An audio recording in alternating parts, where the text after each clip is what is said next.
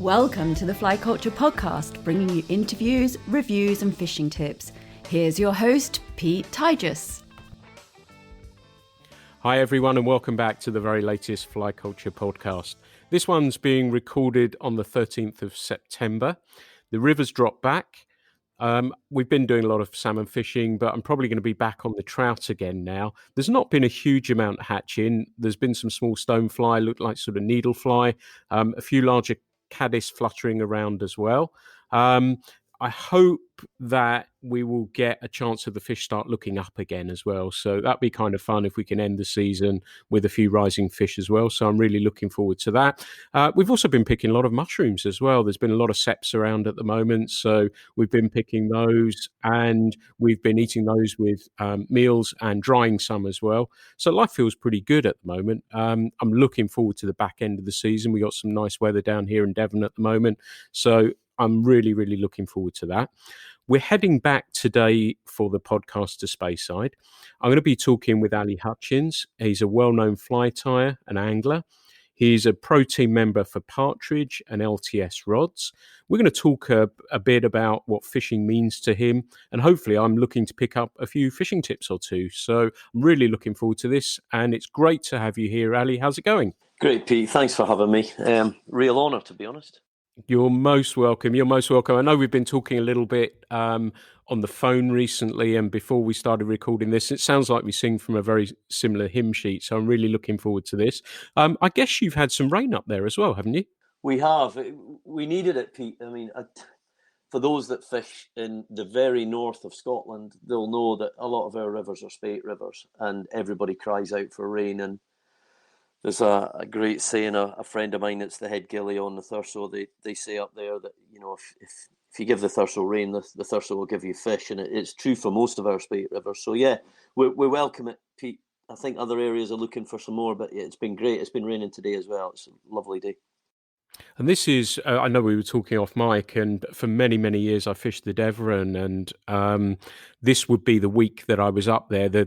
As we were saying, the downside is that I fished at the very bottom of the river on the rack, if anyone listening knows that. But usually if there's some rain there, the fish run through and they start catching them at Eden and a little bit further up the river. So I'm watching social media and forums and things to hear news of the Devon and if people are catching it. But how's the season felt to you so far? Has it been good from a fishing point of view? It's been a weird season for me, Pete, because I think as you know, I'm moving towards doing more and more with the fishing and the hunting business with my other half, Cara, as you heard from the other podcast when we were speaking off mic. And because of that, my opportunities to go fishing have become less. Putting guests onto rivers to fish has been more this season, and more so with homegrown talent as well. So more of the UK visitors coming because of obviously the COVID restrictions stopping our international guests that we normally welcome. But for me, it's been a bit of a mixed bag. I've kind of grabbed days where I could, but they've been few and far between. But yeah, our guests have done well. The ones, my regulars that are good keen fishers and good rods. I don't know if they'll listen to this, but a friend of ours called Jim Fleming. Jim comes up and fishes our beat on the Spey now the last couple of seasons, and him and his two mates, they do really well. You know, they're good fishers, and I think they were fishing 3 days. They had 3 salmon, 5 sea trout, and 2 of them had their personal best at over 7 pound sea trout. That is, so yeah, for us it's been good. And as I said to you off mic, I was fishing yesterday on a stretch of the Findhorn that I'd never fished before, and I've had a smile on my face ever since. So yeah, it was a good day. Fantastic. It's really interesting you say about picking and getting those moments to fish, because I guess many people dream about working in the fishing industry, but that is actually one of the downsides of it, isn't it? If you're a guide, if you're working in it, if you're operating and booking fishing for people, you don't get such a great chance to fish. So those moments are really special, but it's not like you're going fishing every day, is it? It's not. It's like, what's the old saying? Is it cobbler's kids with holes in their shoes? It's kind of like that.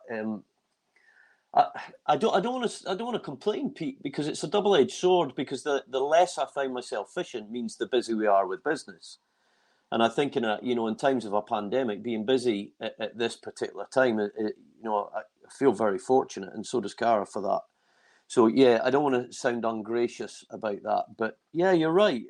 Opportunities do open themselves up to us as we develop on, or should I say, as I develop on my fishing journey, fishing business journey, and as things start to get better for us, and my experience gets better, we get more opportunities, but I just don't get the chance to take them up, which is, I was really kindly given a week on the Findhorn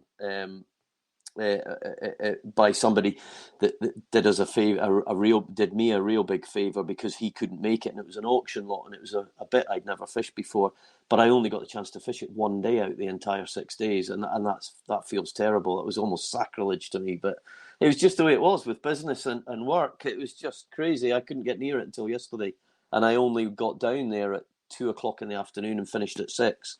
So yeah, it was a brilliant day, absolutely fantastic day. So yeah, I feel blessed just to get that day on. It's good. And sometimes those moments are enough, aren't they? They sort of recharge you and remind you of what it means to you, and gives you that opportunity when you're talking to people about something with passion, having just done it yourself, I guess. Oh, 100%. I mean, I think we discussed, I can't remember if it was off mic there or on one of our previous conversations on the telephone, that I'd fished the Findhorn before. I'd been lucky enough to fish it down near Darnaway, and which is not too far away from where I was fishing yesterday. But I'd never seen this beat that I was on yesterday, and it was different. The other bits I'd fished were kind of like hewn out sandstone. With it, those that know the Findhorn know it's a very gorgy river, but it's a fantastically beautiful river. And I think it's just my age. I'm probably getting a bit more romantic in my old age and start to appreciate things a little bit more. But I actually didn't go there with any expectations other than just felt gifted that Cara's been working every hour God sends, trying to, do the logistics for the business with travel changing restrictions and stuff. And I've kind of been plugging away as much as I can. So for the two of us to get a half day fishing was brilliant. And we took a picnic and we just absolutely relaxed for that time. So to catch fish as well was an honour. But we were in a gorge the whole time, different stages of gorges, and you're just listening to the river singing to you as it whistles through these gorges, and that sound. The weather wasn't sunny, it wasn't dull, it was just a fantastic weather for fishing. A bit overcast, but still a little bit warm. The river had come up a bit, but it was nice and settled. A bit too much foam on it for my liking. The acidity levels in the water were up due to the peat that we have up here. But no, it was beautiful day. I feel very, very lucky. Nice. Well, again, as we were chatting about, as somebody who's left the guiding industry, I don't seem to miss that aspect of it in any way, shape, or form. I've loved, being involved with it and getting people enthused about fishing. But it was interesting. I was fishing with Emma, my wife, the other day, and we were fishing a pool together, but I wanted her to fish it. And it was really interesting that I put the net on just in case while she fished it. And I suddenly noticed that I turned very slightly into guide mode. And it was interesting. I was saying, well, mend it a little bit here or pull in a little bit line there because you're getting tight to the other bank. And it was really interesting to see that, not holding the rod, but putting the net on, that it suddenly felt, oh, and I sort of snapped myself out of it pretty quickly. Otherwise, she'd have snapped me out beforehand. But really interesting to see that. So, yeah, it's you sort of kind of never really properly switch off, I don't think. But it was interesting to do that. Yeah, it's crazy. I relate to that, especially with it being it was just yesterday. The two of us were out. That you kind of sit there and relax, and you take the pressure off your own shoulders, if that makes sense, Pete. Because I think if any guide or any business that provides guiding services, whether it be for hunting, fishing, or outdoor,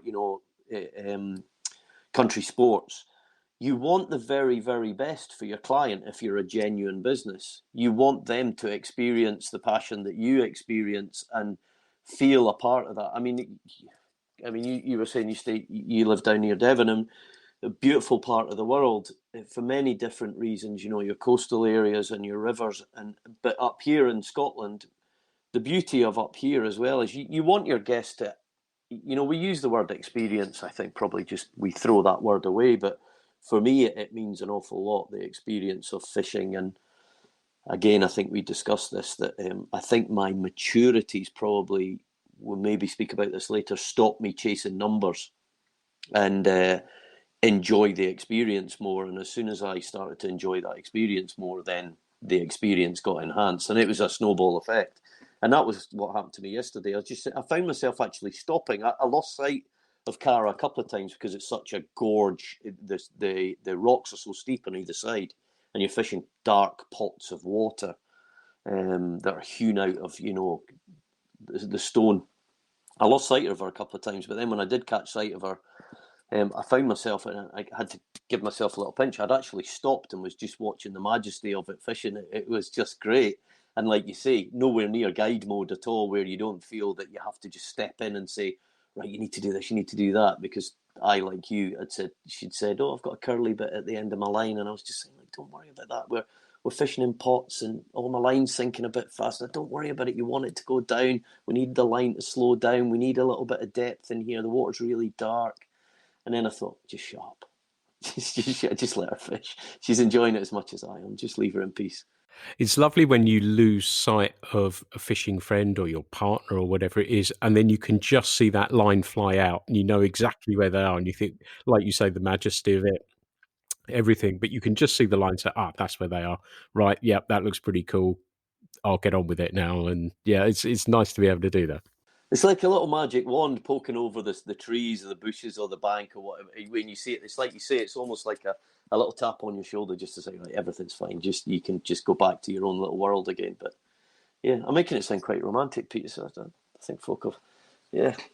Yeah, it is, isn't it? And it is, like you say, that it is not, and I'm sure it is maturity or whatever it is, but it's not catching, it's going. And I know a fish can be, particularly if you've got a really busy life and, it's your opportunity and you'd like to try and catch a fish. But the bigger picture of it all, like you say, the beautiful setting of where the finned horn or the spey, wherever it might be, that's a part of it as well. And I'm sure you're the same. As a guide, I tried to point stuff out, flora, fauna, stop to let people see a view, or I'd show them a bit. My home river was where the poet laureate Ted Hughes used to fish, and I've taken people there to see where he used to fish, and it's part of everything, isn't it? That the fishing is that happy byproduct of it, but there's many other happy moments within that as well, isn't there?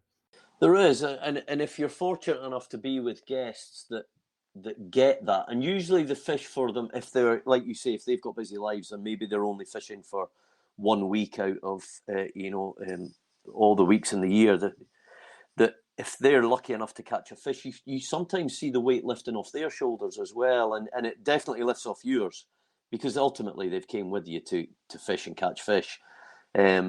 Unless you've got real seasoned anglers that know they're coming to you for something different, which is probably where we are as a business, if I'm being honest. Every business has its quirks or its differences, but that would probably be mine. I like the different aspect, and I'm a bit of a strange fish. I've kind of morphed into a very strange fisherman, that I get the big river mentality. I've fished some big rivers, and I thought I'd fish some big rivers in Scotland, the Tweed and the Tay. I mean, Tay's a very big river, until about 5 years ago, I started venturing over to Scandinavia and saw the vastness of the rivers in Scandinavia. I'd never witnessed anything like it, especially in northern Sweden. I was up in the Arctic Circle with a friend of mine, Jim Wenmark, and he knew it. He'd done some of his Arctic National Service in Sweden. He lives over there in the north, and when he took me up to the Kalix river system and I saw the very top of the Baltic Sea where the Kalix flows into it, I couldn't believe it, Pete. It was like a moving lake. It was, so I get the big river fishing and I enjoy it. Hopefully we'll speak about Scandi style of fishing and the influence that's had on me, but for me, my way of fishing, that when I really lose myself and go into that word called experience, is the moment for me is small intimate rivers. I don't care where they are. They could be in Finnmark, they could be in Spain, they could be in Eastern Europe, over in Croatia. They could be, but here in Scotland, they're just stunning. I mean, unbelievable. I mean, some of the rivers, the intimate rivers down in England as well. You know, I lived in England for 10 years, first 10 years of my life. And you look at the river, you know, that runs through Matlock, and some of those rivers are beautiful. I mean, they really are. And some of the chalk streams, you know, the famous chalk streams, the intimacy of that's what kind of floats my boat now. Yeah, it's interesting. I'd not done because the rivers had been so low. And I find now that if there's been rain, I'm chasing salmon. If there's not, there's trout. But one of the issues we had was lack of water from when we came out of lockdown. And my friend Perry, who works on the magazine, we fish a tiny little stream, and I fished it open day of trout season with him. And we went back the other day, and I said to him, "This is what I love." You know, and this was bow and arrow casts, feisty little fish. Sometimes you hit them, sometimes you didn't, but it was just they, you know, they take no prisoners, and that's what I love about it. And these little streams, as you say, around the country, but I have an affinity with the ones down in Devon. Those tiny little streams, difficult casts. They don't give you a second shot. You know, you've got to be on your game, and they're just absolutely fantastic. I absolutely love them. It's great, and I think you're fishing. Not just, I'm harping on a bit here and starting to bore myself about the fishing experience, but I think your fishing ability also changes as well, Pete. You know, you move away from the set examiner style of casting where it must have a name, and you move into using the techniques, the basic techniques, you know, your single spey and, you know, your circle C or your snap T, and you look at the way that you can shorten your rod length even on a single hand and use that tactic to get underneath the trees. And the other thing that I really like about northern Scottish rivers that I've learned more about since coming back to the north of Scotland, because I went to school up here and left secondary school in the very north of Scotland, a place called Tain, which is about 40 miles north of Inverness, is that the intimacy of those rivers are that I find that the people that I've been fishing with and lucky enough to partner up with or have as guests, the ones that have been trout fishers actually fish those salmon rivers better than salmon fishers on big rivers, because you do have to stalk them. It took me a while to switch onto that. I probably switched onto that by the visits up to the Thurso and going back to some of the old places that I'd been to that, you know, really unknown salmon rivers, where you were having to approach these things on your knees or keep down low single hand or small switch rods or very small salmon rods. And you knew if you got it wrong, because you could see the fish moving, they were just moving like big trout. You just saw them move straight out the place they felt safe and just disappear. And I love that as well. I love the skill of that and the way that you have to adapt for it. And I don't mind getting beaten either. I think, you know, that, and I use that word properly. I like it when the salmon beat me, because I want that challenge. I don't want it to be a catching session. I want it to be a fishing session. And I think that most of the common things I picked up from your guests on your podcast was that learning journey never stops for them. And I can't agree more with that sentiment. I don't think, I never profess to be a professional, you know, in the terms of I know everything. I'm not an expert. I think my fishing journey's enhanced a lot in the last 10 years due to a number of different people and a number of different experiences, and ones I've given myself, but as well as those that others have given me. But I think the learning journey, if you accept the learning journey, it's a fantastic journey to take, especially in fishing. You get so much from it. Yeah, I think absolutely. I think keeping an open mind about everything is really key, isn't it? No matter how far you are in your fishing journey, that if you're prepared and want to try and learn, there's always something you can learn. And I think that's one of the attractions for me about it, is that I'm always learning something new, and still, you know, I'm on the water a lot, even now, and I'm still learning stuff, and I'm really, really enjoying that aspect of it. Yeah, definitely. I tell you, salmon fish. I mean, I was a trout fisher. You know, I started off fishing about the age of 5, and I'm not going to kid anybody on and say I remember fishing at the age of 5. I don't know what age I was, but I know I was very young, because it was when we were living in England. My dad was Scottish and moved down there for work, and he got me into coarse fishing and used to take me at a really young age. But I tell you what, salmon fishing and trout fishing for me, or I suppose any type of fishing, are real levelers. I listen to people that I consider to be real experienced experts, and I do listen to them a lot, and I'm fortunate enough to have some very, very, good friends that I would consider in that bracket as well, that have done quite a lot and have experienced quite a lot, and some of them you would class them as professional experts. They've got the titles to prove it, but it's a leveler, because just when you think you know just what it is that you need to do to get that fish, and you give all the advice as a guide, or folk look to you for advice, there's always something that changes the rule. And if you accept that, I remember on the Tweed there was an old chap on a beat on the Tweed, and it was a big party, a big group of people that had came, and I got asked if I would just keep an eye on him, and he would be in his 80s, and I remember. I don't know how many years ago this would be, maybe 7 years ago or so. I remember he didn't get a very expensive rod out of the rod tube, a very old reel, a very old piece of line. And I don't mean vintage stuff, I just mean nothing spectacular in the terms of tackle tart stuff. But he got the most basic of stuff out. He didn't fish very often, but he'd been fishing for a hell of a long time. Opened up his fly box, and the usual guiding comments. Well, I hope you've got a Willie gun or a Cascade or something in there. And he didn't. And he tied on this horrible brown, hairy, tatty looking thing that looked like it had gone through the mangle. And I watched him cast, and I wasn't there to give him any advice by any stretch of the imagination. This was my learning journey, and this was my leveler.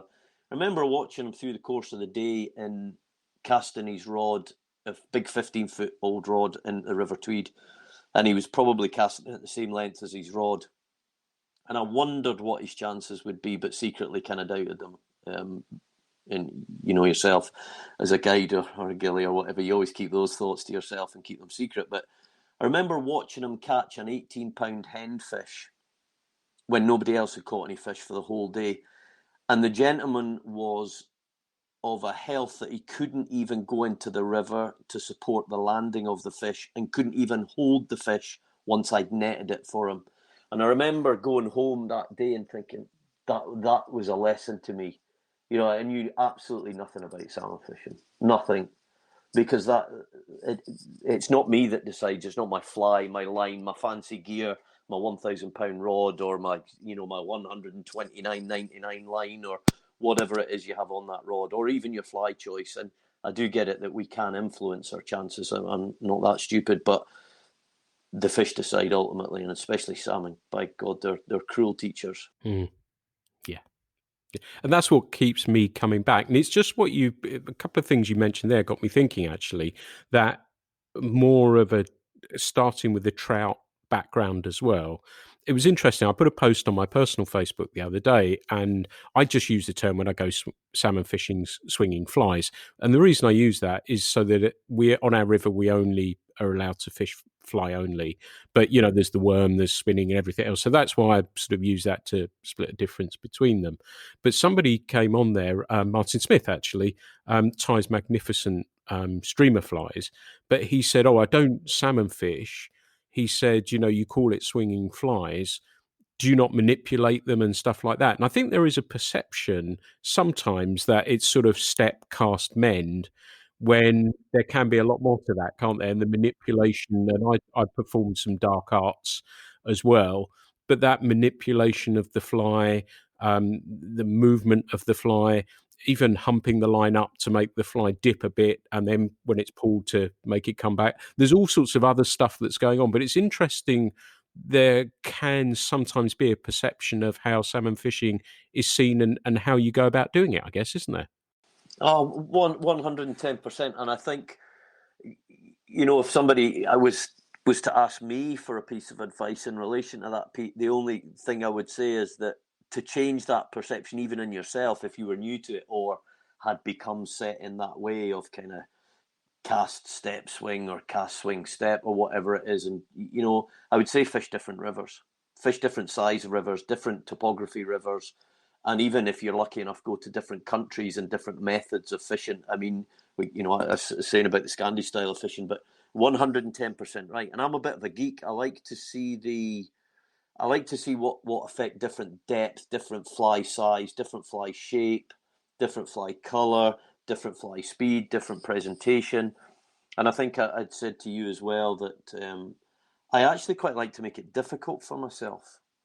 And I'm a great one for I don't expect anybody else to try it, Pete, but I will make it difficult for myself just to sate that urge of, saying, will that work? Will it not work? I mean, it's not that long ago that the Scandi style of fishing with massive, big temple dog flies was not that common in British waters for salmon. Now you see it all the time.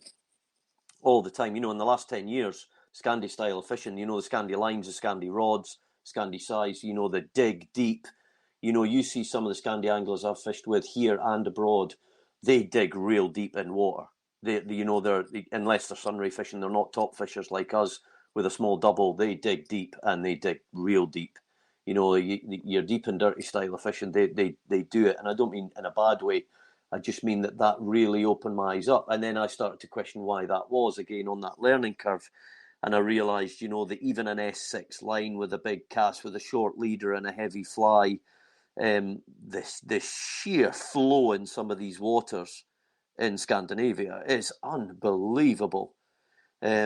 Last year I stepped into a stream on a river. I was fishing. I was fishing a couple of rivers in Norway last year, and one of the rivers I was fishing on, I'm pretty well known for being a bit of an idiot with wading. I'll wade into some pretty dangerous places, and I've come unstuck a couple of times, and luckily, I'm still here to tell the tale. But I do believe in, if I want to get somewhere, if I can wade to it, I'll take my chance. And I wouldn't recommend that to anybody. It's just me. I'm pretty confident with my wading and whatnot. But I waded into this stream in Norway last July, and I remember looking at it thinking it's nothing. It's not deep. It doesn't look that particularly fast.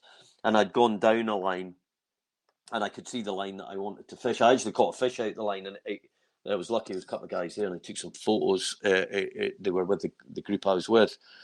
But I remember trying to get back out, Pete, and it was horrific. Unbelievable, and I was using big rod, big heavy line, and just little reminders like that make you realise that the down and dirty style that I'm referring to is there for a reason, because you need to slow that fly down. You need to let that fish have a chance to see it. I mean, I love fishing a fly fast and scooting it past the fish and not giving it that much chance to think. But yeah, it's good to see these different influences coming over, and even with the flies. I was looking at the American style of tempting and the Canadian style of tempting Atlantics and the Russian style of tempting Atlantics, and same with sea trout in Argentina, Patagonia and whatnot. And I must admit, I've tied up some of those flies here and given them a bash. I think I said to you about the intruder style flies for salmon fishing, and they do work. They do work, but you've got to be prepared for some blank days. That's exactly right. And it is, I don't know if it's the guides in us that makes you want to do that, but, I fish intruders down here. If the water's big, I'll go steelhead style. And, it will be a tip or whatever it is and an intruder. And that's how I'll tend to fish. And in my limited experience of it, I've picked up a lot. And it's interesting you talk about the Scandinavian style as well, because obviously we have the Skagit lines as well, which to me make perfect sense for certain situations as well. And it seems as though if we look at trout fishing, to me, one of the key influences we've had in recent times is tungsten beads to allow us to get our flies down. But I think in salmon fishing, it's probably fly lines, isn't it, that have allowed us to cover fish and cast more easily than possibly before. And we get a wide range of different lines to suit situations that make casting easier as well. Yeah, definitely. And I watched a podcast with Ian Gordon and Scott McKenzie on talking about that, the development in multi-density fly lines and going back to the greased fly lines, where you've greased them, they floated, you could change the amount of grease that you put on for the tips. And I get that, and I find that really fascinating. But as those guys were saying, I don't, I am going to steal their discussion, is that there's nothing new in changing fly depth and line densities in line, as we say with the greased lines. But as you say, the modern technology that lets us adapt that with an integrated multi-density line or multi-tips, where I do use a lot of on-surface fishing. I really, really like surface fishing, even in what others would consider non-surface fishing. I really like to get that fish up and get it coming for that fly, because a fish will come up for a fly. You know, if anybody tries to tell me different, I'm open to a discussion, but they will come up for a fly. And there are situations where my float's not going to help me because of water speed, temperature, or time of year or whatever, and type of fly I'm using. I get that. But I've heard other discussions as well, Pete, with the multi-density fly lines and the use of multi-tip, where some people actually use it the other way, where they don't have the multi-density going down nice and even in stages, so that the fly is almost in that continuous line with that density coming right up to the rod tip, that they deliberately get it where the line sinks much quicker than the fly. And as you say, they work the line and the rod in different flows and different conditions to make that fly move up and down through the water layers. So they're hitting different temperatures, because you know most will know that salmon will also sit in different temperature layers as well as different flow layers. And if you can do that with your density as well as the style and type of fly you're using, I'm a great believer in giving that a bash as well. Yeah, it's being flexible, isn't it? And you know, I had a conversation, and I agree with it to a degree, that somebody fishes a local bit of river, they fish a certain time of day, they fish a certain way, and it works.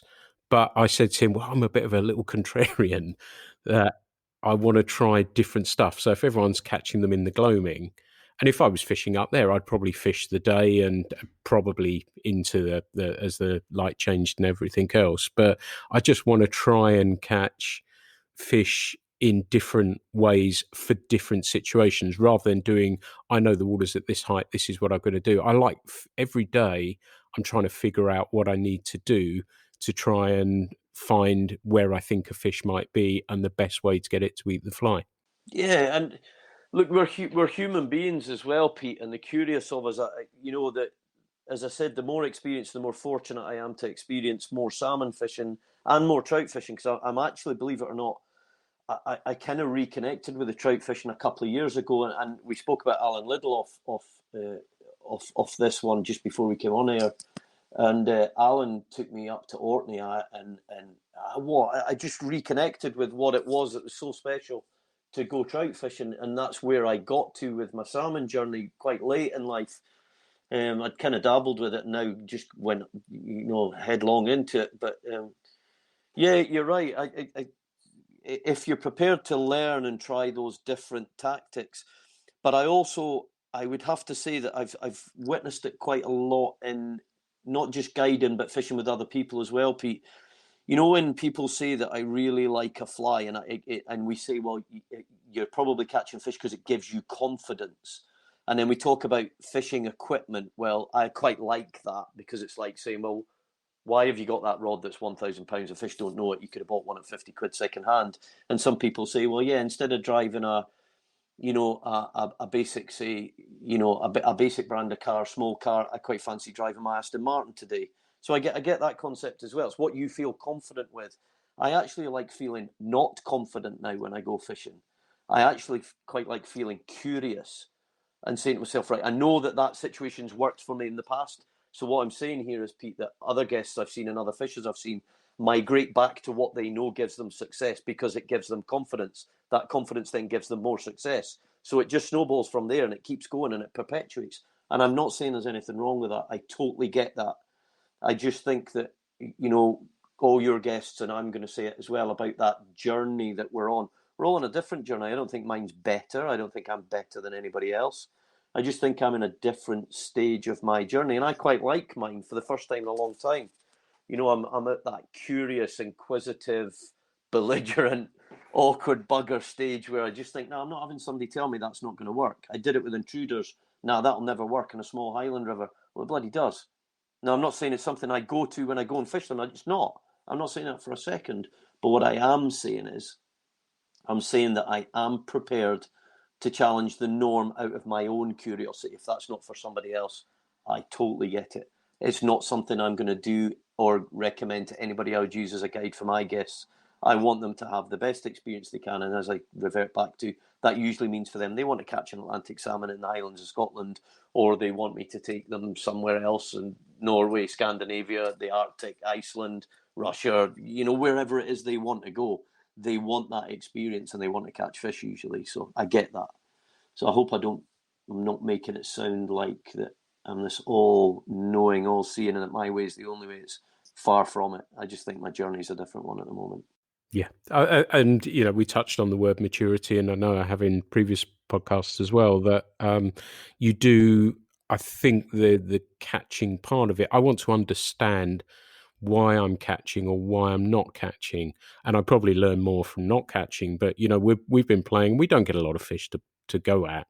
But I don't mind that. I want to try and think, right, okay, well, what about if I try this? Or what about if I try that? Okay, that hasn't worked. Do we need to change this? And that's what fascinates me about it. And then sometimes you're really lucky and that line goes tight and the smile becomes big and it stays with you a long time. And that's worth it. And you think, actually, yeah, I did question what might normally be perceived as the way to do it, and sometimes, not all the time, it works, and that's what makes it for me so wonderful. Yeah, definitely. I mean, a good friend of mine's a guy called Geordie Doole, who's now the head gilly on the River Thurso. Now that's a pretty unique and special place for anybody that knows about salmon fishing in the UK. We're talking about, on its day, salmon fishing experiences like it used to be, in inverted commas, back in the day. The good old days with big numbers of fish, some really big fish on the river. 30-pound fish. We'd have had another 30-pounder this season.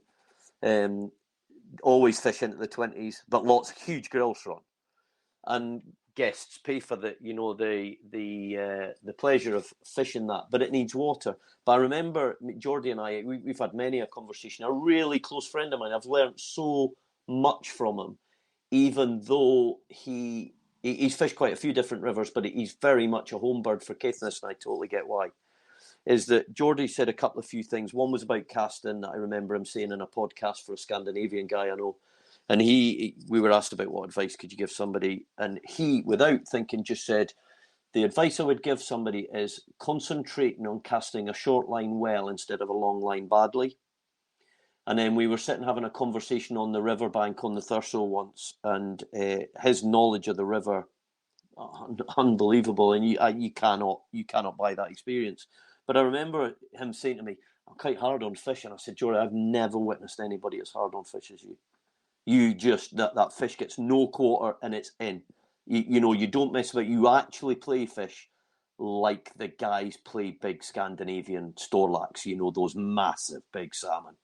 He gives them no quarter at all. And we were sitting just on the back. I used to smoke at that time, and we were sitting having a cigarette on the bank trying to keep the midges away. And I remember saying, what do you think that is? And we just got chatting, and I genuinely think it's because that guy's probably caught more salmon for a gent his age than anybody I'll ever know. So his experience of what he can and can't do is a lot more than other people with fish in his scenario and his conditions. But not only that, because it's not all about catching numbers for him, because he knows he can do the numbers, it's almost like the challenge was to get the fish to take the fly. I've done that. So I want to get that fish in, get it released, get it fresh, it's in as quick as possible. And if I lose it in the process, so what? So be it. That's why it's sport. You're not meant to land every single fish. It's not catching, it's fishing. And I think there's a lot of truth in that. I'm not as hard, I hasten to add. I do get a bit excited when I catch a fish because they're a bit rarer nowadays. But yeah, I'm not as hard as Geordie, but Geordie's hard on his fish, and I see why. That's really interesting. Let's we've touched on you working in fishing. How did that? We've talked I know you've mentioned a little bit about your history and stuff like that as well. But how did you know? Did you ever plan that you wanted to work in fishing? How did that really come about? I'll be honest, I didn't. It was quite late. I got a late interest in salmon fishing, and my previous work experience makes me an extremely inquisitive and questioning individual. And what I would say is that I was bright enough to realise that there's no point in sitting on a riverbank having riverbank tales about what you should and shouldn't do if you were considering it. And I think my love of it, and then when I'd seen other guides guiding for people and seeing the joy they got from others catching fish. And then I started to accompany people that were then catching fish, and then maybe imparting some of the experience that I was having at the time into others, and feeling that joy that it actually started with tying salmon flies, believe it or not. I got into tying salmon flies really, really late as well. And I was self-taught, and I started catching fish on the flies I tied. So it was like a complete journey. And then I saw others catching fish on flies that I'd tied, and I don't tie them commercially at all. And to be honest, I hardly tie them much because I just don't have time now. But I do still do it because I love it. And I suppose then I thought, you know what? Wouldn't it be great if you could actually be involved in a business doing something that you absolutely love and are passionate about, and then share that passion with somebody? And I was in Norway on the River Shordal with Jim Wenmark, Oli Ratienen, and Jim's father, Hans Hansson, and a couple of other guys from Sweden. And we were fishing, and we decided we were going to make a film. Anne played a little bit about it, and it was probably that moment. And I said something in the film, in the voiceover, when I went to a local radio station, that I said, you know, that I can't remember the exact words, but it's something along the lines of being a participant in the dreams of others is, you know, and the passion that they have is a real special gift. And I thought, can you imagine doing that for a living? So I had it sitting on the back burner for about the last 6.5 years, and I then started going to shows, and I was tying flies at shows. And then, as you said before, a couple of companies took me onto their pro team. And then I started, you know, actually socialising and making friends of and being in the company of guys and girls that I just thought were absolute megastars in the fishing industry. And I watched them cast, I watched them fish, I watched the way they interacted with others. I watched the way they interacted with new people to the sport, which I thought was something that really, really I was so proud of, that a community in an industry like this, it can be brutal, don't get me wrong, I'm not that stupid, but if you tap into the right people, there are some absolutely fantastic people in this industry. And a couple of them took me under their wing. Mark Patterson at LTS was one of them, and Mark's a bit of a dark horse, you know, behavioural. He studies fish behaviour, you know, up in Aberdeen is his job, and he's got LTS fishing and stuff. And then a couple of other guys, you know, I know Scott McKenzie, that's got McKenzie Fly Rods, that stays up here in Inverness, and Gary Scott's in the LTS team. Gary, a cracking fisher. Ian Fairgrieve, that's with Loop, and, you know, has the Spaycast Media down in the Borders, because I'd done a couple of bits of volunteering with him with Tweed Start with the kids, and sat and spoke to Ian quite a bit down there in Kelso as well, just over the past few years, not recently, which is a bit of a shame. I need to catch up with him, and that, Pete, long answer to a very short question, is that was what cemented it for me. And then in the last few years, when Cara and I started living together, and I moved up here, and Cara had a sporting agency, it just seemed like the natural kind of transition. It almost developed very, very quickly, without much of a strategy, and then quickly had to scramble about and look at a bit of a business strategy behind it. Because, as you know, people that are involved in country sports overlap quite often. You know, people that like to shoot, like to fish, people that like to fish, like to shoot, or people that like to, you know, do outdoor activities, like to fish, and vice versa. So yeah, it just morphed, and then all of a sudden in the last 2 years, it's just gone crazy, but in a good way. But again, a good way, and with a smile on my face that won't get picked up in the podcast. Good way, because it's just enhancing my journey and my experience. It's made my appetite to learn even more voracious.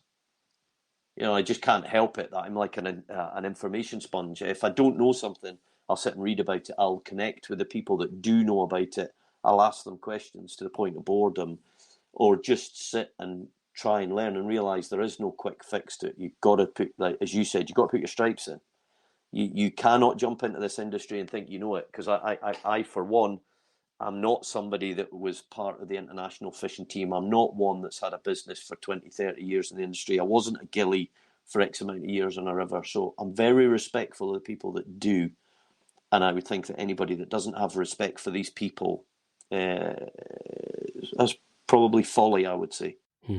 And it's interesting because they're great people to have as mentors. They're about as good as it gets, isn't it? And Scott and Gary and everyone else that you, like you say, that's the way that you learn your stripes. And I remember when I was starting off as an instructor, and I went and cast at a game fair with who I considered some of the best, just to see if they thought I knew what I was doing, and that's how you learn, don't you? And sometimes it works, sometimes it doesn't. That you need to go back and improve, and I think that's still the right way to go about learning your trade, isn't it? No matter what the trade is put the hours in, learn about it. And I've talked many times on these podcasts about fishing heroes of mine, Charles Jardine, Pete Cockwell, many others as well, went out and they learnt from their mistakes, but they wrote about it, be it a book, be it a video, be it a magazine article, so they knew what was going on or wasn't going on, and how to remedy fish perhaps not biting. And that's really, I think, an important journey I've been on, and I know many people have as well. But it's a really important one to do, and know and feel confident about what you're actually talking about, I guess, isn't it? Oh, 100%. And, you listen to some of the fascinating podcasts that are out there, what you're saying and the names you mentioned, especially folk like, Charles Jardine and, and I mentioned Paul Proctor and Al Liddell and stuff. You talk about the going back to brown trout fishing. If you actually sat down and thought about it, because I'm a real salmon geek when it comes to things that they do and the metamorphosis they go through just to come into fresh water. There's you talk about Granham hatches and olive hatches and mayfly and duns and all this and stonefly, and you talk about this and you never mention that in salmon fishing. That there's not the same ethic. You say about these guys saying this is the tactic we would use to try and even, for instance, fishing with Al Liddell on Highland Lochs and not seeing a single fish rise, and he's saying we're going to induce a rise. We're going to induce one, and I'm shaking my head saying you're going to what? Whereas back in the day, I would have shoved a team of wet flies on, pulled them gently through, the old style of fishing, and hope for the best, fishing kind of blind. Whereas Al would be like, no, we're going to change the conditions. We're going to make that fish come up. If it's in here, which they are, we're going to make that fish. We're going to induce this rise, getting the hogs on and stuff like that, and really messing it up. You don't do that really in salmon fishing to that extent, but you do. It's kind of because you say to yourself, right, what layer am I fishing in? What is it that I'm doing wrong that's not getting that salmon to take? Because you can see them in there. They're there. If you know where to look, you can usually tell that there's fish, or the conditions right. You're there at the right time of year. The fish counters have been going. You know that others have been catching. So you got a rough idea that you should be covering fish. So what is it you change in your tactic? But you're not changing a natural. That's the difference for me. But yeah, I just hope it comes across, Pete. But I can't get enough of that learning process. But the real heroes for me are actually people that I've came across that are actually not even, in inverted commas, known or famous. I just watch them. I mean, my biggest hero would be, I know this sounds a bit contrite, but it would be my grandfather, because he was the one that really took the time out. That was my time. My father fished, I fished with my dad. But then it was my grandfather that I learned how to fly fish for trout with, and he was an old Clyde style Scottish salmon fishing. The really small little flies, little spiders and stuff, and the little grubs tied with wool, and he worked down the pit and stuff, and I just they were the real heroes for me, because they were the ones that got me into a lifestyle and got me into something that I'm just so passionate about. Because I know fishing saved lives. It genuinely has. It takes people away to places that they'll never experience. It's taken me to countries I never would have visited, places in countries I never would have taken the time to visit. It's introduced me to people. It's given me that solitude, and it's given me the excitement. I mean, sometimes you'll know yourself, if you get it right on a good day, Chris, your heart's going. It really is going. It's going 100 beats, Yeah, it's interesting you say about the place it takes you to, and I'm absolutely in it with you on that. And it was funny, I was looking up trout fishing in Colombia yesterday, funnily enough, and it seems as though a fair few of the fish are out of the system. But, in Escobar's hometown, there's streams, or his ex-hometown, Medellin, I think it's called. There are trout streams there, and I'd never look if I didn't trout fish, obviously with that story. But it's fascinating that you think, oh, I wonder if there's a trout stream there, and lo and behold, there is. Yeah, definitely. And I remember speaking to one of the outfitters for shooting over in Spain, a real close friend of Cara's and now a friend of mine, a guy called Juan Taquero. I remember speaking to him just in, I think it was February this year in Salzburg. We were over at a show, and we were trying to make plans to go over there, which COVID obviously scuppered. So to meet up with Juan and his wife, Cara, and I were going to meet up with the two of them and stay over with them. And we were talking about going to northern Spain. I said, I'll probably bring a fishing rod because I know I'd been to northern Spain. I didn't want to fish for catfish, and that's just not my thing, But he said, well, we'll fish for salmon as well. Salmon in Spain? I said, you're insane, Juan. He said, I'm telling you, salmon in Spain. And again, the part of that learning curve, I didn't even imagine that you could fish for salmon in Spain. And I just thought, I'm going to do that. Because you talk about accessibility, the world's such a small place now. I mean, how long is that going to take you to jump on an airplane? 2 hours? You're going to be in Spain. You're northern Spain. You could even drive there. You do the lakes and the rivers through Austria, grayling and trout and whatnot, and same in Germany, some of the great places in Germany, and make your way into Spain. It's all doable. So yeah, I would love to say I'm going to do it next year, Pete, but I'm not, because the things I've had to postpone this year, I've had to put onto next year. So it's kind of that domino effect. But again, I'm not complaining about that. It's a beautiful position to be in. Yeah. And it was interesting. I was looking at your site and saw that you're going to go to all things and hopefully everything we get back to some sort of normal. Newfoundland for salmon, Atlantic ones. Tell us a little bit about that, because I'd love to know about, and it's a dream of mine to, perhaps fish one of those famous rivers and try and catch a salmon on a dry fly and bits like that. How did that come about, and what does it involve? Yeah, it's the same scenario that the shooting community, the sporting community, and angling community are very, very similar. A lot of crossovers, and friends of Cara and I's. Cara's known them for years. Dave and Eileen Evans, they're outfitters in Newfoundland and Labrador, and they've done the things that we look at with the starry eyes for fishing for sea run brook trout and big sizes, big numbers, and big Atlantic salmon. They've done for years, and it's just a way of life for them. It fed them. Dave himself used to, in fact, he met Eileen at a whaling station. He worked at a whaling station, of all things, in Newfoundland. So you can imagine how long ago that was. He was just a teenager. So we were sitting down chatting about it. I said, look, we're going to head over. I want to do a bit of fishing on there. And Pete, because I told you this, my thing is I like to go somewhere where nobody else goes.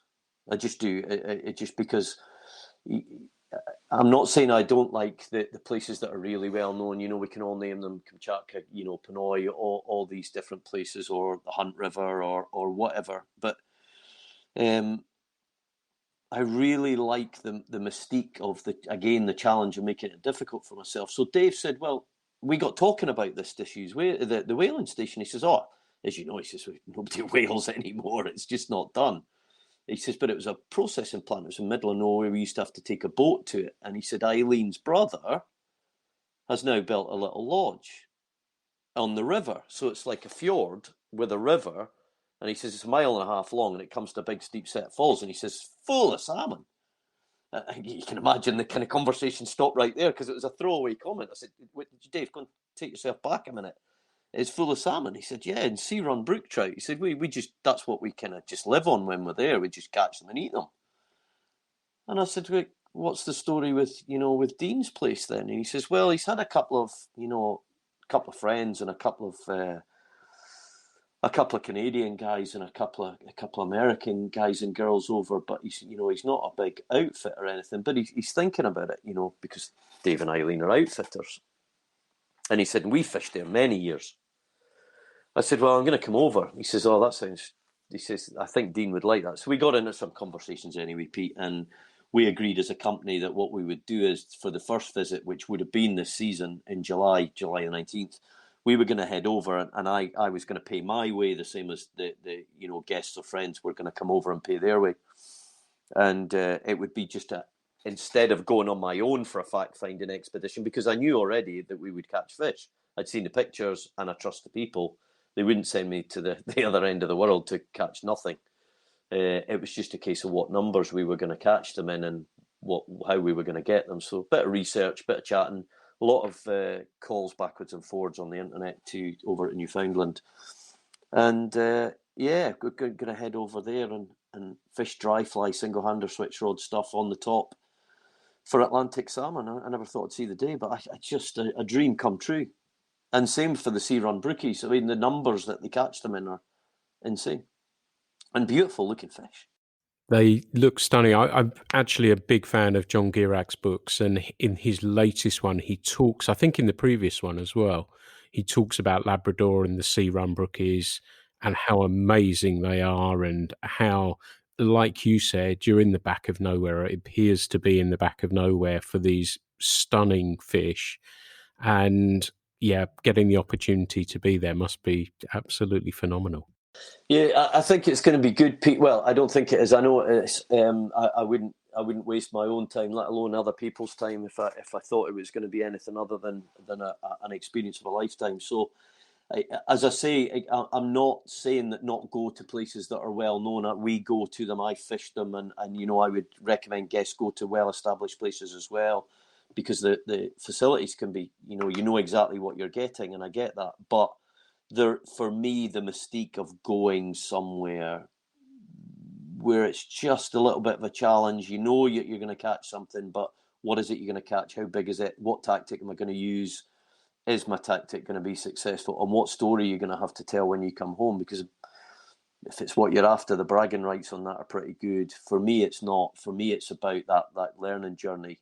It may be I go and I really love it, but I tick it off and I say, if that's my turn done, I want to pass that turn on to everybody else. Or it might be somewhere that I just say, well, every year I'm taking guests there myself and host over there because I've done it, and which I think is probably what's going to happen, if I'm being honest.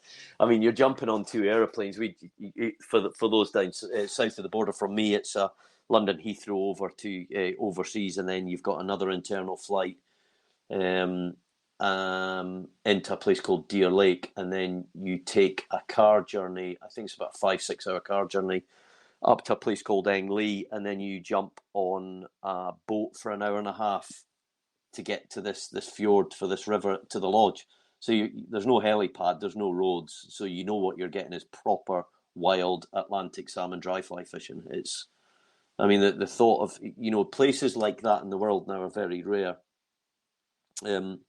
I got approached by another story about rarity. Is I got approached by a company. We were still in early stages of discussions about fishing the Rio Negro, the second largest tributary of the Amazon. And this is a 5-star houseboat that's on the river, and this is for your guests that have got some pennies saved, I would imagine, but. Fly fishing for arapaima, pararaku, but fly fishing predominantly for peacock bass, and they've had numerous world records off this place already. So I'm toying with the idea of giving that a bash at the moment. It's not really my species, but the thought of doing so. You talk about doing things that are different. Bloody hell, that's different. Yeah, peacock bass are such a beautiful photogenic fish as well, aren't they? But I'm afraid I'm finding it really hard to look past salmon on dry flies, and that's really get me excited. How are you fishing? Are they skated bombers, or how are you fishing for them? Yeah, skated bombers. I mean, I've kind of toned them down just because of the river size. So I just listening to the guys and girls that are over there, people that live there, and believe it or not, they're mad into spin fishing. They as you know, majority of the smaller communities that are out there tend to do it to feed themselves or just for the occasional piece of sport, and they don't see it that much as a challenge, and probably scratch their heads when we go over. But yeah, skated bombers, I've scaled mine down on everything on a single hook, barbless, and tied them up myself. Looked at some of the good fly tires that were online there and spoke to a couple of the guys as well. they've done bomber fishing about the tactics, about dead drift or also swinging them. Funny enough, I'd seen, the skate in the bomber as well, which I didn't know was a thing. I knew the kind of dead drift was a thing. I'd seen read many articles and watched many footages about people that were going down rafting and dead drifting bombers, and foam flies as well, because I've already used them for Atlantic salmon in Scotland. I was speaking to you about the foam ants, tying them up with the wriggly plastic, the rubber legs, and looking at how successful they are on the top, just tweaked on the top. So I was going to give those a bash as well. And the other old faithfuls, I was told that even a single version of an Ali shrimp was pretty popular for Atlantic salmon.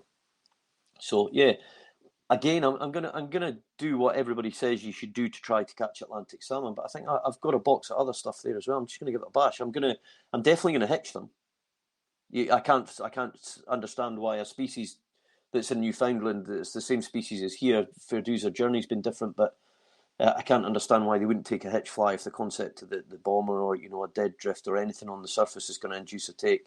I'm definitely going to traditional hitch a tube, and not a hook but a tube, and see how we go with that. I think that'll be quite interesting as well. And coming back to the UK for a sec, you mentioned these techniques, and you say that the ant patterns, etc. How often do you like to try that? And my sense is I do it a little bit, but not a lot, as much as I should do, or could do, I guess. Do you find the hookup rates are good or not so good? The fish sort of nudge it away; they come short of it. How do you find that as a process? Definitely the latter, Pete. I think everybody that I've been lucky enough to fish with, or they've been fishing with me as well, that they know I love fishing a sunray. A sunray is my fly. That famous question: one fly in your box, what it would be? Be a sunray for me, because I can fish at any depth. I'll shove it on a T18 line if I have to and drag it. But I love fishing it on the top all year. Fish it on the top. One of your questions was how often will you fish it? I don't fish it a lot because I think circumstances dictate. So if I think it's right for surface fishing now, the ones I've got are on small tubes, black tubes, orange foam or black foam, black hair, black and orange legs, crossed legs. I quite like that. I like the way the action is on the water. I like the way if you tweak it, if there's not a lot of flow in the water. Specifically for me, and the second part of your question was many hookups. No, not at all. A lot of turn off, but very, very visual. So the times I'm probably using those are on days when the fish are pretty stale anyway, and they're pretty much off the take. I'm looking for a different tactic that not, somebody else is going to come through the same piece of water and not have that tactic. I want that to be that slightly unusual thing for the scenario where the cat's kind of hitting the wool on the ball on the end of the wool. I want that. I want to see the fish. I want to move that fish out of its comfort zone. And again, like you say, I don't think there's a hard and fast rule to it. I've seen me static it, absolutely static, just sitting nothing at all, and then tweak it, almost like trout fishing, just to move it, only enough just to make the legs fold back on themselves, so you can see the wake in the flat water. Not ideal fishing conditions for salmon. But when you're fishing small, intimate rivers, the salmon are there. And like you say, you know that because you've disturbed them in another pool. So, and then other times I'll fish them quite quickly and I will hitch them as well. So I'll fish them like a hitch so the fish is not getting much chance, but it's something unusual at snatch at. So yeah, I think mixing it up, I don't think there's any difference to what I'm doing. I don't think anything I'm doing is revolutionary. As I said to you, I like to make it difficult for myself, but I also like to make it interesting for myself. I like the visual aspect of fishing. If I don't catch it, totally fine by me. I want to know how that fish is going to react to what I do. And then the next time, if I find myself in a similar scenario, change that slightly to try and make it take. And then if I get that kind of formula where, right, it's taken, try it again, right, it's taken. So I know I'm on the formula.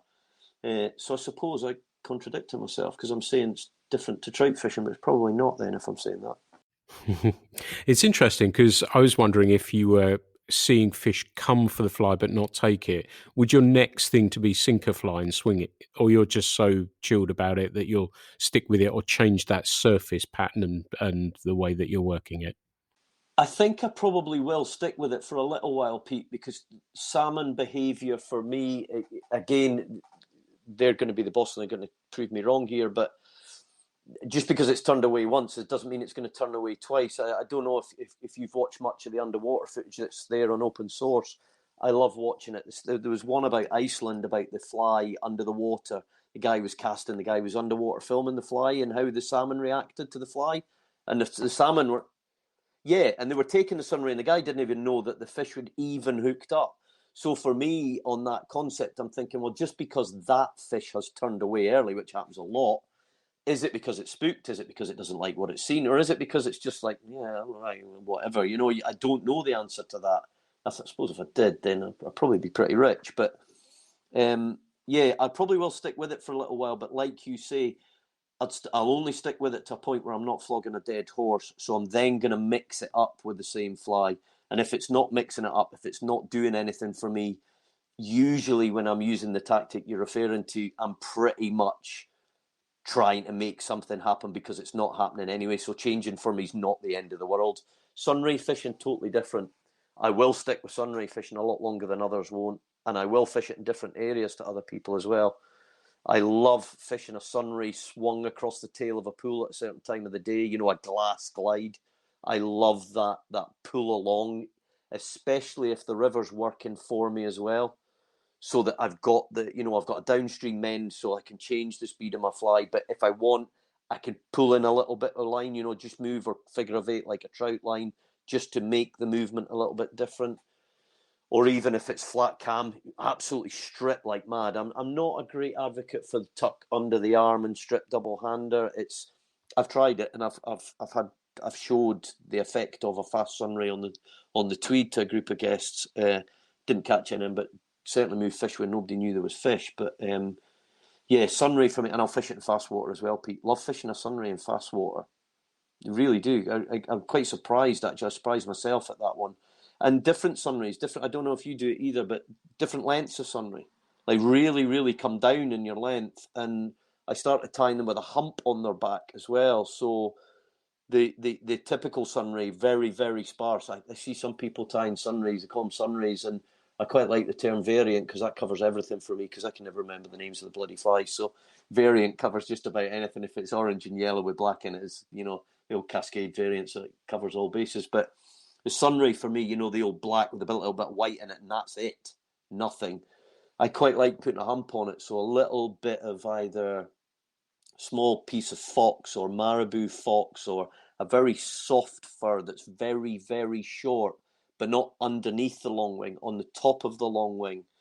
Because when I got into tying flies, I not only got into tying flies, I like to look at what my flies did underwater.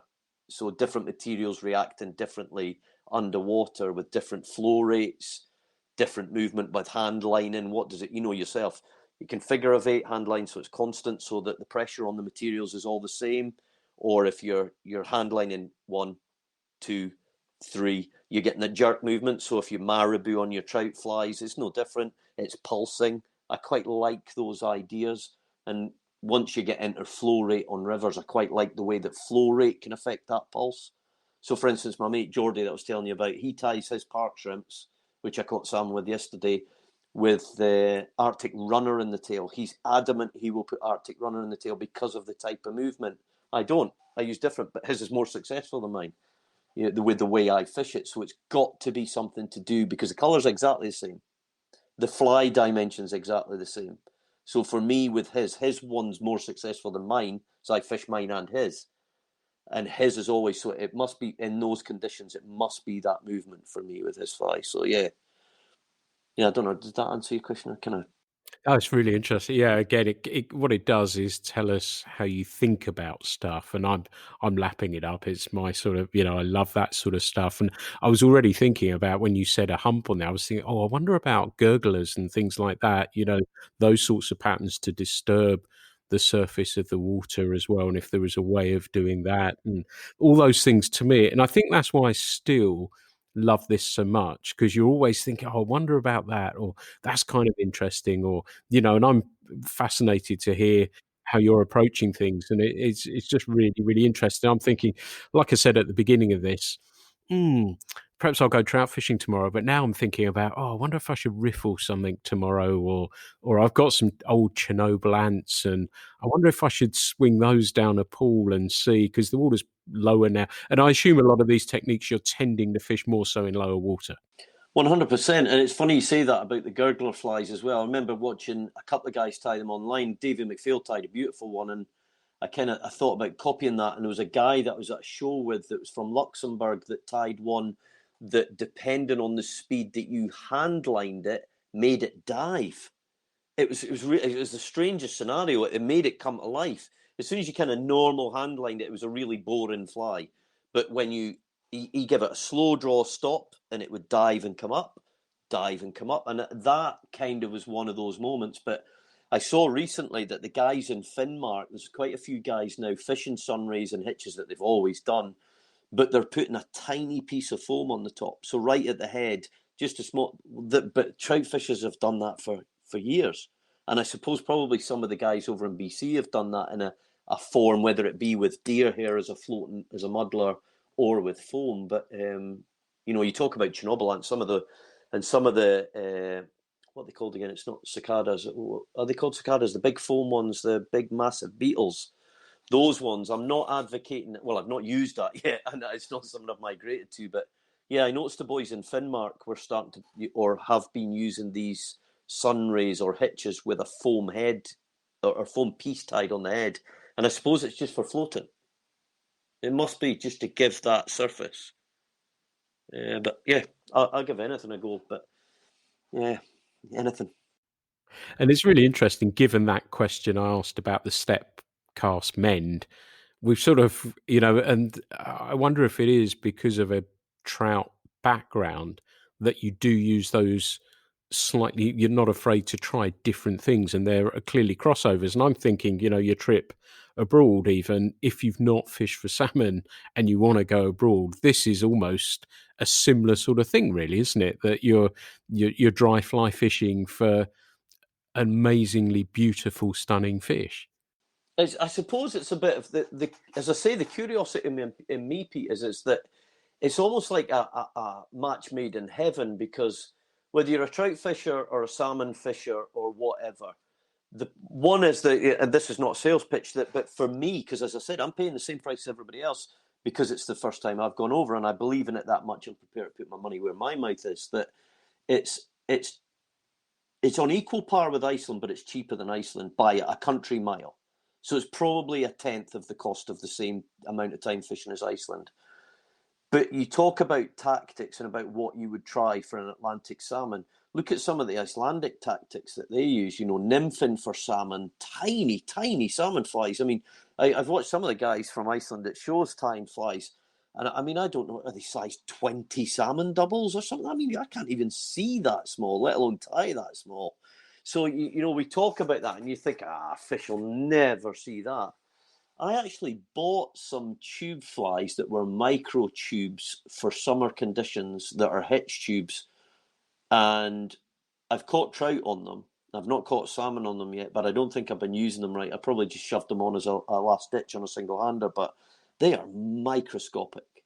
Whereas I'm pretty guilty sometimes of overdressing my flies, tying my flies really big. I quite like and that's my Scandi influence from my mates, the big and bold.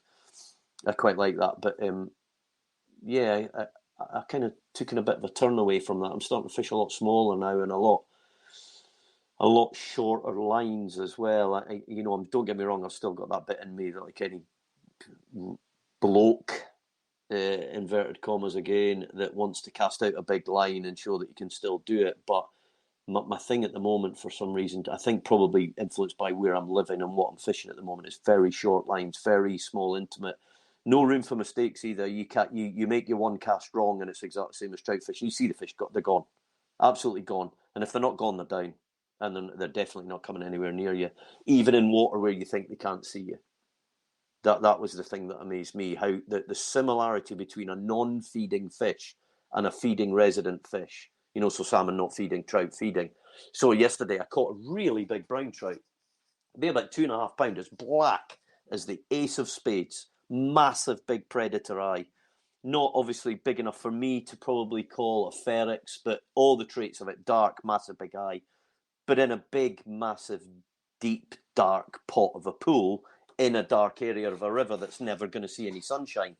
And it took a park shrimp, a red coned park shrimp that would be about just 2.5 centimeters. Yeah, 2.5 centimeters. So for a trout, pretty big fly. But again, yeah, it's it never amazes me at the tactics you can use to catch it. But Newfoundland, I think the tactics that we're going to use is, I'm certainly going to mix it up. I'll probably spend my first day fishing quite hard, like I normally do, just to get used to it. And then the next day, and then after that, I'll probably just start just mixing it up. Just try anything. Yeah, nice. I think I'll do. Yeah, I think I'll do exactly the same. We've been talking about the pristine waters of Newfoundland, the salmon there, comparable to here. And I saw, we know about the salmon farm. Some of the cages broke loose in Argyll recently. Is this a problem it's just not going to go away, is it? Or do you think there is a way of them taking notice? What do you feel about that? Two things, Pete. I think it's a controversial subject that you're kind of, if you speak about it, you're damned if you do and you're damned if you don't as an angler. I've got, those that know me know that I'm very outspoken in general anyway, specifically about my views. Yeah, I'm cautious. I'll be cautious here because I don't think it's fair on other organisations. But I was at an organisational meeting, at a committee meeting of quite a big body, and I got asked. The group was asked questions, but I was asked a specific question about the approach to fish farms, and this was 2 years ago. And I actually know some people in the industry just through mutual acquaintance, and this isn't a catch-all statement saying it's a difficult subject. We all know it's a difficult subject, but last year, I think it was last year alone, was it Scotland or the UK that announced that for the first time ever, the salmon farm industry had raised its first ever, it was worth £1 billion to the UK. So it's not going to go away. Regardless of what we think about it, it's not going to go away. They're perceived as, to a lot of people within the fishing industry, as, in my view, and these all are my own opinions, are perceived as being the devil. And I get why that is. The toxic nature of them, the effluent that comes out of open cage fish farming in the ocean, the effect it has on invertebrates on the seabed, the amount of chemicals that are used in fishing, the quality of the fish, the toxicity of the fish, the intense farming nature, the husbandry of the fish. I get all that, I really do. And it's not lost on me. And also the effect, you talk about the recent escape, I can't remember the exact numbers. Was it 44,000 or 38,000, something like that? It was huge. It was huge. And that was just one cage. And we've had, I mean, it might even be more than that, so I'll stand corrected just because I'm on the spot. But we've had escapes before, and obviously Atlantic Salmon Trust and other organisations have looked at the impact of these fish entering our rivers and the impact it has on native fish.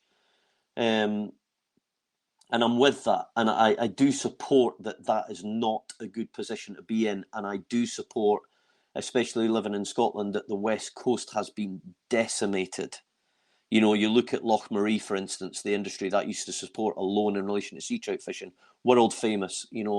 I can't remember how many boats. There's been some cracking films made about it, actually. I think it was 7 boats with a number of gillies on it, and now not a single fish. You can't. And some of the recent footage about the sea lice infestation, the effect it has on smolt migration and whatnot. But this is the controversial thing that I'm going to say here, Pete. I do support all that negativity, and I do 110% would support anybody that looks at addressing that negativity within an industry. But we also, my previous 30 years of employment tells me that when you're in major conflict, and I mean significant conflict with organisations and industry, you have to engage with those organisations and that industry to resolve conflict and resolve issues.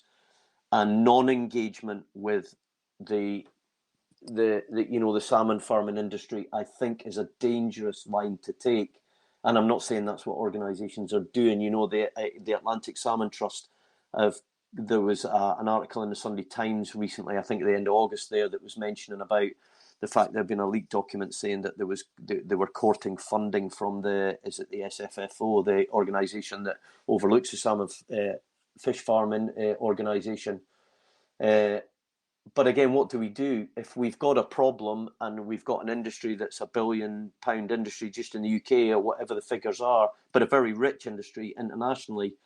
Then if they're the people or the industry that's causing part of that problem, because I'm not for 1 minute going to say here that fish farms are if we cure the issue with fish farms by making it closed cage or closed containment fish farming, that then all of a sudden the salmon are going to come back. They're not, because there's other issues. And we all know that, climate change, the Scottish Government alone, that funding £5.5 million of planting trees in the Cairngorm area where I live over a period of over 5 years to combat the effects of climate change on small waters in the Dee catchment area. So to reduce the temperature, the water temperature, and that's a fantastic project. Other projects as well, you've got the sawbill control, seal populations, all those. But bringing myself back into the main crux that's probably not that popular is, I unfortunately believe, whether I like the engagement or not, that you will have to engage with the very people that you perceive to be causing the majority of the problems. I don't have a comment to make in relation whether I think it's right we take money from them or not. I think they're a very rich organisation. I think that should they be held accountable for when it goes wrong? Yes.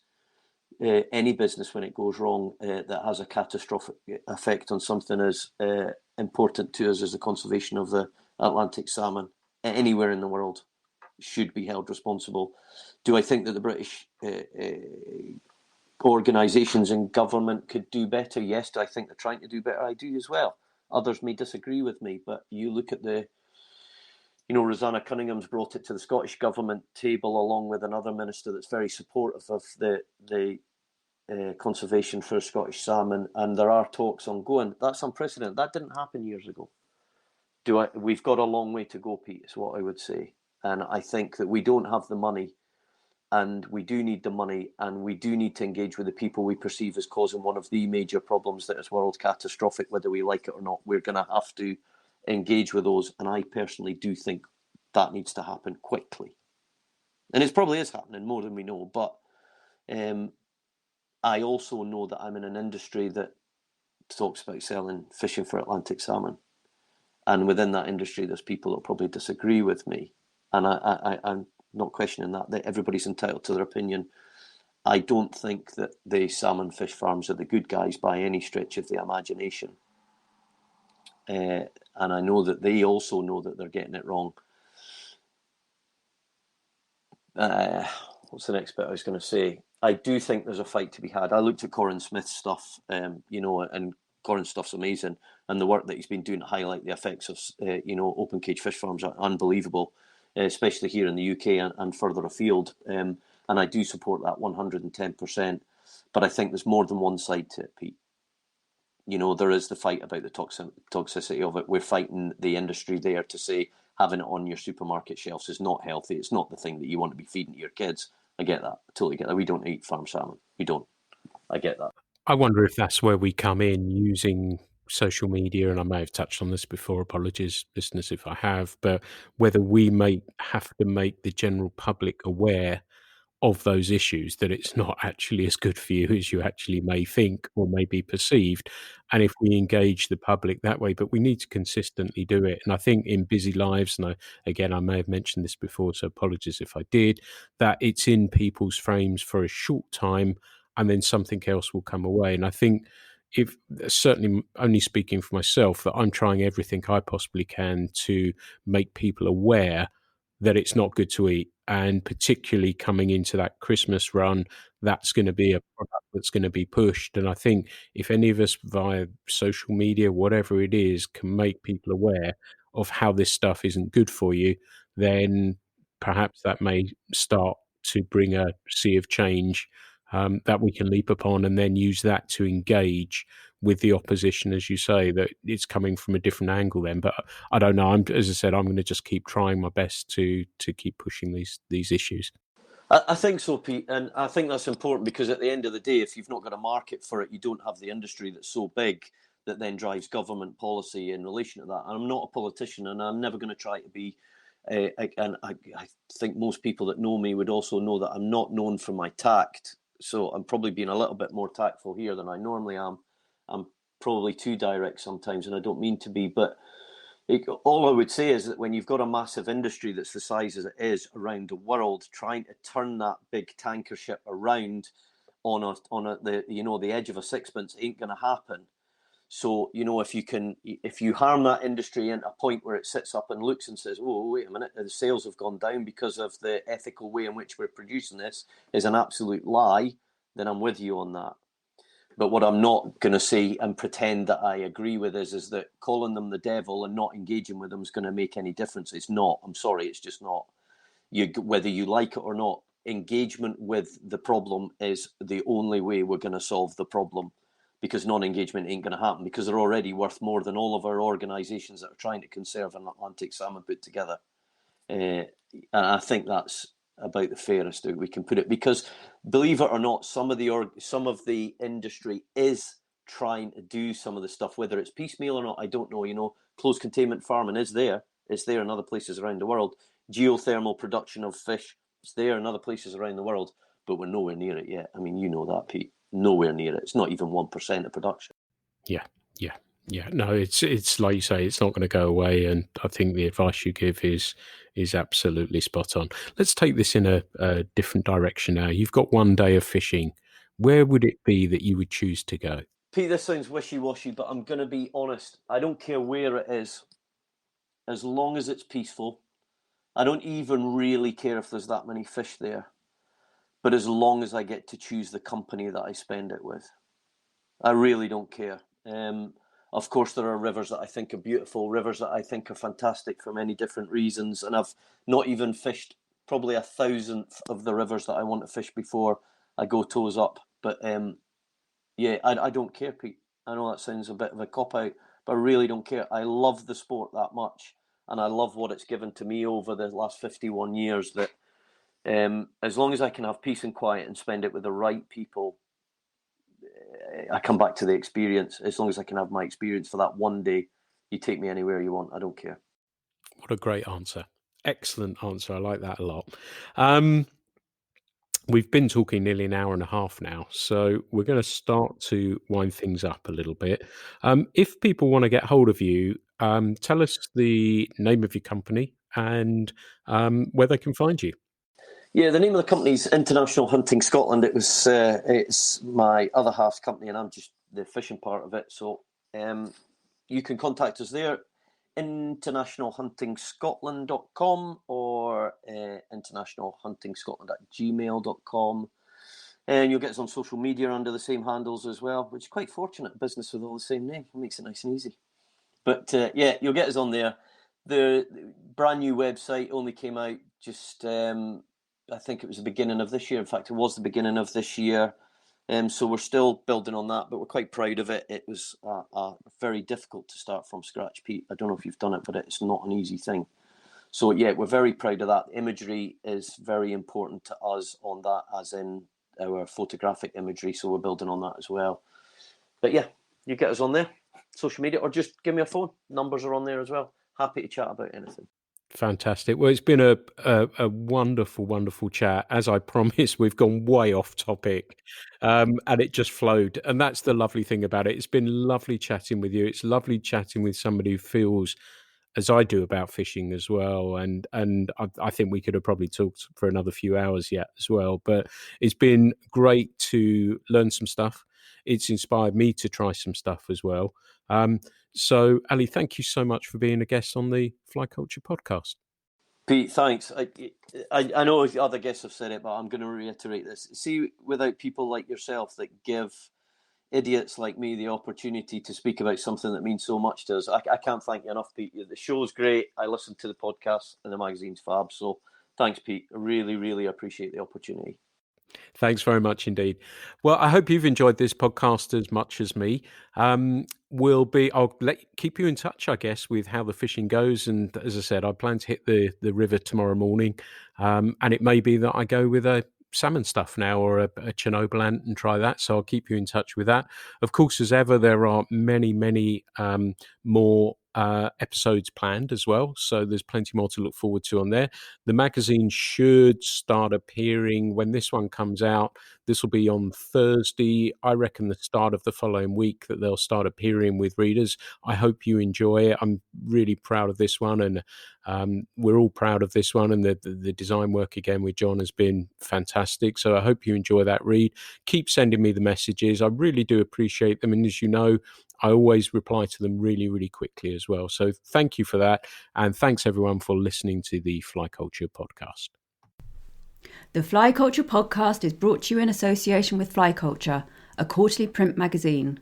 For more information, please visit flyculturemag.com. You can also find Fly Culture on Instagram, Facebook and Twitter.